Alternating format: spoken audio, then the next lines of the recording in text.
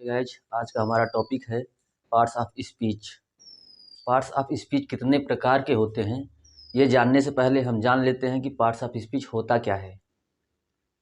अंग्रेजी में जितने भी शब्द होते हैं उनको वाक्यों में कार्य एवं प्रयोग के विचार से 8 भागों में बांटा गया है, जिसे हम पार्ट्स ऑफ स्पीच कहते हैं। जिसका पहला पार्ट है नाउन। नाउन मीन्स संज्ञा। नाउन वो सभी वस्तुएं हैं जिसे हम देख सकते हैं, छू सकते हैं या फिर महसूस कर सकते हैं। यानी कि जैसे आपके हाथ में जो फ़ोन है उसे भी आप छू सकते हैं, और हमारे आसपास की जितनी भी वस्तुएं हैं जैसे चेयर, टेबल, फैन, मार्कर, सब के सब नाउन होते हैं। इसकी डेफिनेशन होती है noun is the name of a person, place और थिंग्स। यानी कि किसी भी वस्तु, व्यक्ति अथवा स्थान के नाम को संज्ञा कहते हैं। जैसे किसी व्यक्ति का नाम हो गया अंकुश, सत्यम, पार्थ, ये सब किसी व्यक्ति के नाम हो गए। किसी स्थान के नाम में हो गया लखनऊ, दिल्ली, मुंबई, ये सब किसी स्थान के नाम हो गए, ये भी नाउन के अंतर्गत आएंगे। चेयर, टेबल, फैन, ये सब किसी वस्तु के नाम हैं, ये भी हमारे नाउन के अंतर्गत आएंगे। लाइन में कह सकते हैं कि noun is the naming word. यानी कि क्या है? Naming word. नाउन क्या है? Naming word. वो नाम है तो वो नाउन होगा। पार्ट्स ऑफ स्पीच का दूसरा पार्ट है प्रोनाउन, यानी कि सर्वनाम। प्रोनाउन मीन्स सर्वनाम। जैसा कि इसके नाम से ही दिख रहा है कि प्रो नाउन। प्रो मीन्स होता है फॉर, यानी कि के लिए, और दूसरा नाउन, यानी कि नाउन के लिए जो शब्द यूज किया जाता है उसे हम प्रोनाउन कहते हैं, यानी कि सर्वनाम कहते हैं। इसकी डेफिनेशन है a pronoun is a word used in place of noun. यानी कि प्रोनाउन एक शब्द है जो प्रयोग किया जाता है नाउन के स्थान पर, यानी कि संज्ञा के स्थान पर प्रयोग किए जाने वाले शब्द को हम सर्वनाम कहते हैं। For example, I, you, he, she, etcetera, ये सब हमारे प्रोनाउंस हैं। जैसे फॉर एग्जाम्पल हम लिखते हैं एक सेंटेंस, मीठी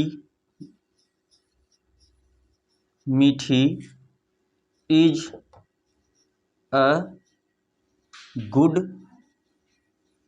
गर्ल। मीठी is a good girl and मीठी goes school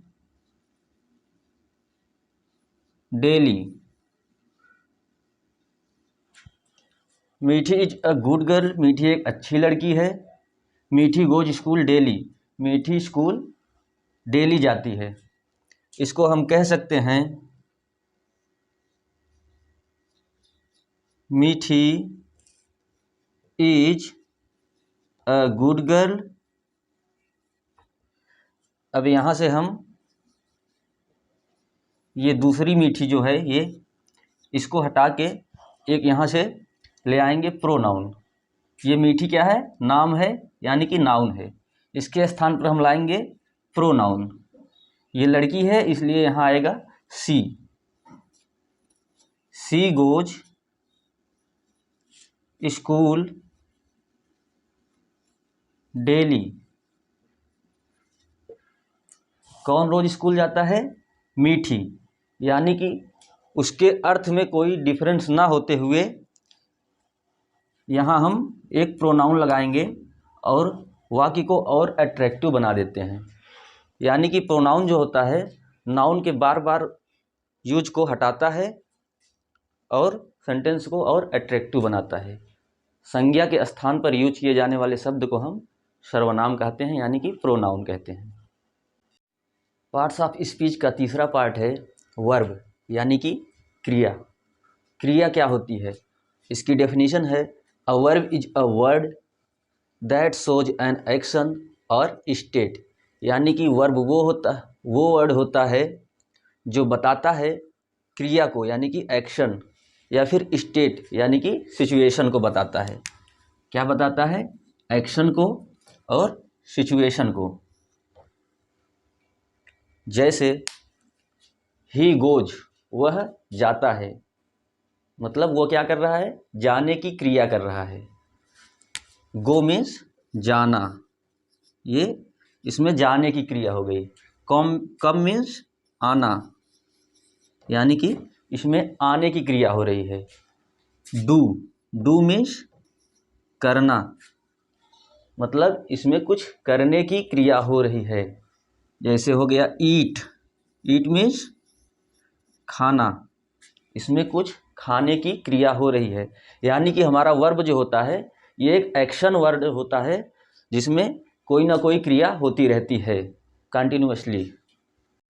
parts of speech का हमारा चौथा पार्ट है एडजेक्टिव, यानी कि विशेषण। विशेषण क्या होता है?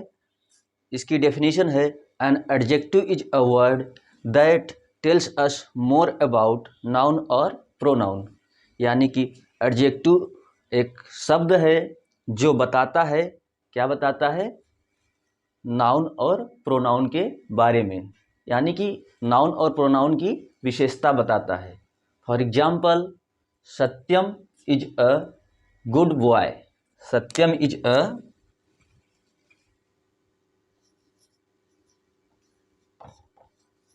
सत्यम is a good boy. Satyam क्या है? एक अच्छा लड़का है। तो इसमें सत्यम क्या हो गया? नाउन, और इसकी विशेषता कौन बता रहा है? गुड। तो ये गुड हमारा क्या हो गया? एडजेक्टिव। जो नाउन और प्रोनाउन की विशेषता बताता है उसे हम एडजेक्टिव कहते हैं। ठीक है, यहाँ पर गुड भी हो सकता है, बैड भी हो सकता है, ब्रेव भी हो सकता है, यानी कि यहाँ जो भी इस नाउन की या फिर प्रोनाउन की विशेषता बताएगा वो हमारा एडजेक्टिव होगा। हमारा अगला पार्ट है एडवर्ब, यानी कि क्रिया विशेषण। इसकी डेफिनेशन होती है an adverb is a word that describes a verb, an adjective और अनदर एडवर्ब। अनदर एडवर्ब यानी कि एक सेंटेंस में और भी एडवर्ब्स हो सकते हैं। एडवर्ब वह शब्द है जो बताता है, क्या बताता है? विशेषता किसकी?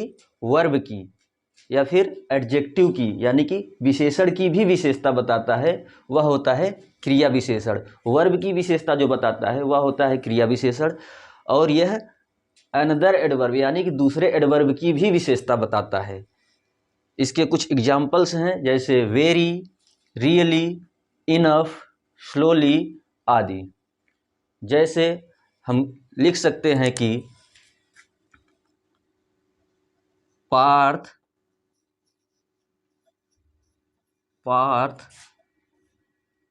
Runs fast. Parth runs fast, ये क्या हो गया? ये फास्ट हो गया इसकी विशेषता। लेकिन अगर हम यहाँ लगा देंगे Parth runs very fast, Parth runs very fast, very fast, यानी कि पार्थ बहुत तेज दौड़ता है, यानी कि वेरी जो है इसकी हमारे विशेषता की भी विशेषता बता रहा है। तो ये हो गया हमारा क्रिया विशेषण, यानी कि एडवर्ब। हमारा अगला और छठवां पार्ट है प्रीपोजिशन, यानी कि संबंध सूचक अव्यय। इसकी डेफिनेशन होती है preposition is a word that connects. Preposition वह शब्द है जो कनेक्ट करता है। किसको कनेक्ट करता है? नाउन को, प्रोनाउन को, या फिर अदर फ्रेजेज को। किससे? अदर वर्ड्स से इन अ सेंटेंस, जो किसी सेंटेंस में नाउन प्रोनाउन या फिर फ्रेजेज को अदर वर्ड से कनेक्ट करता है उसे हम क्या कहते हैं, प्रीपोजिशन। यानी कि नाउन से पहले जो जुड़ करके उसके अर्थ को बदल देता है, एक मीनिंगफुल शब्द बनाता है, उसे हम कहते हैं preposition. For example in, at, on, for, with etcetera. हम कह सकते हैं जैसे cat, cat is on the table, cat is on the table, यानी कि बिल्ली मेज पर है, बिल्ली मेज पर है। तो यहाँ ऑन जो है ये कैट को, कैट हमारा नाउन है, इसको टेबल से कनेक्ट कर रही है। ठीक, ऑन ये हमारा हो गया प्रीपोजिशन। अगर बिल्ली टेबल के नीचे होती तो उसके लिए हम लगाते the cat is under the table. तो अंडर जो हमारा हो जाता वो हो जाता प्रीपोजिशन। तो प्रीपोजिशन हमारा जो है किसी सेंटेंस में नाउन, प्रोनाउन या फिर फ्रेजेज को दूसरे शब्दों से कनेक्ट करने का काम करता है। हमारा नेक्स्ट और 7वां पार्ट है कंजंक्शन, यानी कि समुच्चय बोधक। इसकी डेफिनेशन होती है a conjunction is a word that joins two words, phrases और क्लॉजेज इन अ सेंटेंस। यानी कि कंजंक्शन वह शब्द है जो दो शब्दों को जोड़ता है, दो फ्रेजेज को जोड़ता है और दो क्लॉजेज को जोड़ता है। शब्द तो आप समझ रहे हैं, फ्रेज क्या होता है? फ्रेज वो होता है जैसे ये होता है ग्रुप ऑफ सेंटेंसेस। जैसे ये हो गया मार्कर, ये हो गया एक शब्द, लेकिन ये है ब्लैक मार्कर। तो ब्लैक मार्कर हो गया group of sentence, group of words. तो ग्रुप ऑफ वर्ड्स को हम कहते हैं फ्रेज। और क्लॉज क्या होता है? क्लॉज में एक सब्जेक्ट होता है और एक वर्ब। क्लॉज में एक सब्जेक्ट और एक वर्ब होना ज़रूरी होता है। ठीक है, इसके एग्जाम्पल हैं एंड, बट, और, शो, ऑल्दो एट्सेट्रा। ये सब हमारे कंजंक्शन है जो दो शब्दों को जोड़ने का काम करते हैं या फिर दो फ्रेजेज या क्लॉजेज को जोड़ने का काम करते हैं। जैसे Ram, Ram and Shyam, Ram and Shyam are playing cricket, playing cricket. Ram और श्याम क्रिकेट खेल रहे हैं। तो राम और श्याम को जोड़ने का काम कौन कर रहा है? एंड। ये एंड जो है राम और श्याम को जोड़ने का कार्य कर रहा है, क्योंकि यह एक कंजंक्शन है। ठीक है, हमारा 8वां और लास्ट पार्ट है इंटरजेक्शन, यानी कि विस्मयाद बोधक शब्द। विस्मयाद बोधक शब्द वो होते हैं जो हमारे अंदर अचानक से जो फीलिंग्स आती है उसे हम विस्मयाद बोधक शब्द कहते हैं। इसकी डेफिनेशन होती है an interjection is a short words or phrases that shows sudden feeling or emotion. जो हमें सडन फीलिंग यानी कि अचानक से जो फीलिंग्स आती है या फिर इमोशंस होते हैं उसको बताता है कौन? Interjection. For example wow, oh no, hurrah, TSK। यानी कि हम कोई बहुत अच्छी चीज़ देखते हैं अचानक से, तो हमारे मन में क्या होता है, कैसी फीलिंग आती है? वाओ। ठीक, जैसे हम कोई गेम वोम खेल रहे होते हैं और हम हार जाते हैं तो हमारे मुंह से निकलता है ओ नो। तो ये हमारा क्या हो गया? इंटरजेक्शन। या फिर हम अगर जीत जाते हैं तो हम चिल्लाते हैं हुर्रा। तो ये भी हमारा क्या हो गया? इंटरजेक्शन। अब आप सोच रहे होंगे TSK क्या होता है? तो जैसे हमको किसी को कोई चीज़ मना करना होता है और हम कहते हैं, तो ये हमारा हो गया TSK। इन शॉर्ट, अगर इंटरजेक्शन में से हम टर निकाल दें तो हमारा क्या बचेगा, इंजेक्शन। और जब हमें इंजेक्शन लगती है हॉस्पिटल पर तो हमारे अंदर कैसी फीलिंग आती है, आउच।